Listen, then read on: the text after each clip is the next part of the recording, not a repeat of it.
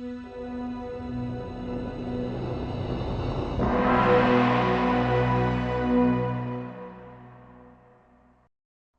1983, Roberta Williams introduced the world to a new kind of adventure. Her King's Quest games became the all-time best-selling adventure game series on the planet. Now, Roberta has gathered a team of top software engineers and artists to take adventure to a level never before achieved.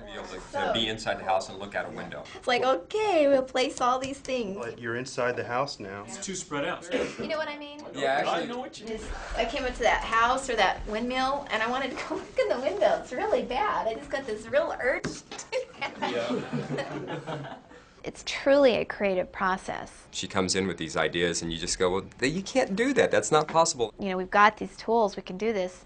Now, what do we do with it? We have hills, and we have valleys, and we have rivers, and your character can go and explore any of those. After we sit around and we really think about it for a while and work on it, sometimes we find ways that we really can do that. And I think it's very stimulating and very fun to do that, and you just have incredibly, in my opinion, interesting conversations. We got together and brainstormed ideas, and Roberta sat down with this big board and she mapped out the world and began to write down every little idea that we had.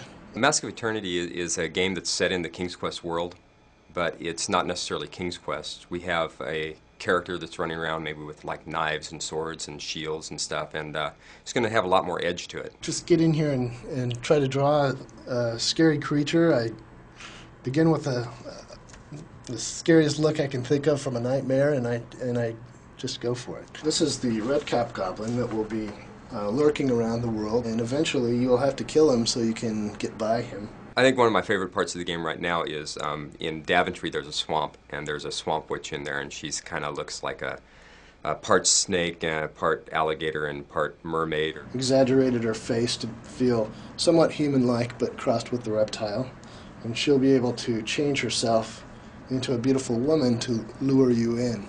I want to introduce you to the monkey. A monkey is an input device that we're using to animate our model characters for this game. The physical input device, or the monkey here, the character will move along with it, and we can set poses and keyframes with this. We knew we needed to do something really drastic, not only to King's Quest, but to the adventure game genre in general, because it's really gotten pretty much mired down in sort of this 2D look. The difference between a 2D and a 3D game is in a 2D game, what you would have is basically just a flat picture. In a 3D game, what you're going to have is the experience of being able to come up, get close to the object, come around to the side, and take a look at the side of the object.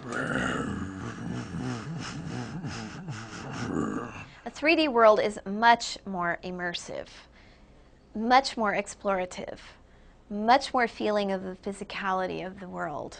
In a virtual world, there's so much more you can do, and we're going to allow you to do it.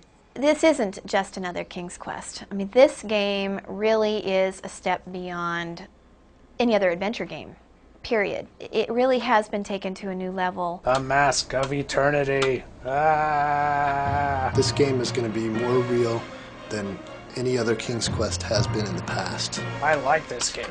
No! Ow! It's been incredibly fun. I can't wait to play it.